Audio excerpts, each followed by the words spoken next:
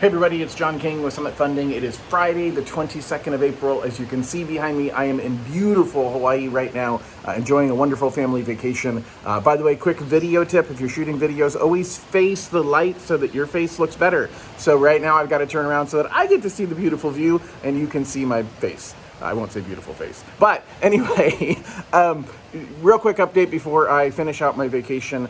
We have seen interest rates continuing to tick up. We knew that was going to happen. We're also seeing yesterday and today the stock market being pretty badly hammered and a lot more talk about recession. You've heard me talk about this for the last 6 months. I think the Fed, it's impossible for the Fed to slow down the seriously overheating inflation without also slowing down the economy and putting us into a recession.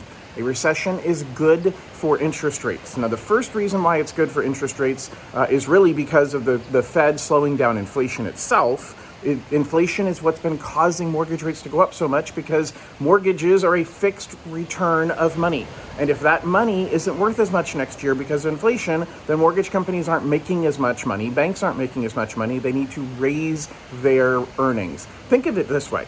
If you are paying back a mortgage at 5% interest, and the inflation rate is 6%, then you're actually making money. Because if you had held on to that dollar would be worth 6% less next year. Because everything that you would use to buy, everything you would use that dollar to buy has gone up in price by 6%. Yet instead, you put the money into your mortgage and only costs you 5% in interest, and it's a tax deduction. So you're actually in good shape getting a mortgage right now, even with rates where they are, because they're significantly below the rate of inflation. But here's the short term of what's going to happen. We're going to see the Fed, as they announced a couple of days ago, they're absolutely going to raise rates again in May. They're going to go 0.5% this time. This is the first time ever that the Fed has raised rates in back-to-back meetings. And it's the first time in, I think, 20 years that they've raised rates by 0.5% in any meeting. So we're seeing the Fed get super, super aggressive. That's a good thing. You need to make it clear to your clients, to your buyers and your sellers, it's a good thing the Fed is getting super aggressive because that means that they're pouring more water on the fire of inflation, and that's going to slow down the increase in mortgage rates. Here's the second piece. The stock market is worried about recession because recession means a slowdown in people buying goods, and that's going to hurt the companies that are selling goods. And so the stock market is starting to pull back. When people take money out of the stock market, they typically put it in the bond market. They don't put it in cash because cash is not worth as much money because of high inflation. So instead, they put it in the bond market. When they put money in the bond market, that lowers the interest rate of bonds. So bottom line is that a recession is bad for the stock market. It's good for the bond market, and mortgages are a bond. Here's the other thing I'm seeing, and I'm really interested in getting feedback from all of you, so please comment below in YouTube and let me know what your thoughts are. Hopefully you made it here to the 3-minute point, and that is, what are you seeing with listings and how quickly they're moving? Ryan Lundquist, who is an appraiser in the Sacramento area and has a blog, talks a lot about appraisal statistics, said yesterday, the 21st, was the biggest number of new listings in the Sacramento market all year. And we're seeing more and more listings come out.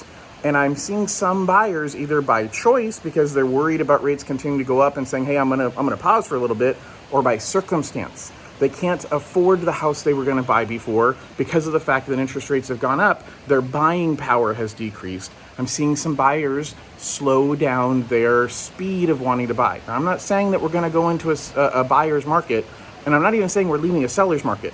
But I do feel like we're ending the red hot market that we've been in, and I think we're going to start getting a little bit more realistic with our sellers, and I'm curious what you guys are seeing out there. I think days on market are going to go up. I think the number of listings are going to be higher. I think buyers' opportunities to maybe squeeze out some closing costs might be coming around as well. I think there's some really healthy things that are going to happen here, and I'm super excited to be a source of information for you guys. Don't forget to check out my videos on the right side of your screen. I've just finished a video that was recorded or that was uploaded yesterday that was on the art of delegation. And then there's one today that is on insurance. You'll love the one on insurance. It goes pretty in depth about insurance, but people have a lot of questions about that stuff. So I want to make sure that I got really good information about insurance. Next week, Sign up for my webinars. On Thursday, I'm going to talk about lead generation. That is the lifeblood of our business. Where are we getting leads from? How many leads are coming in the door? How do we track them? How do we grow them? So talking about lead generation next Thursday at 1:30 Pacific time. And then on Friday, I'm doing my 6 Steps to Financial Freedom class. That's going to be talking about how to help people get out of debt, what steps to take, what to pay off first, that kind of thing. Looking forward to talking to y'all over the next week. I'll be back in the office on Monday. Have a great weekend, and we'll talk to you soon. Bye-bye.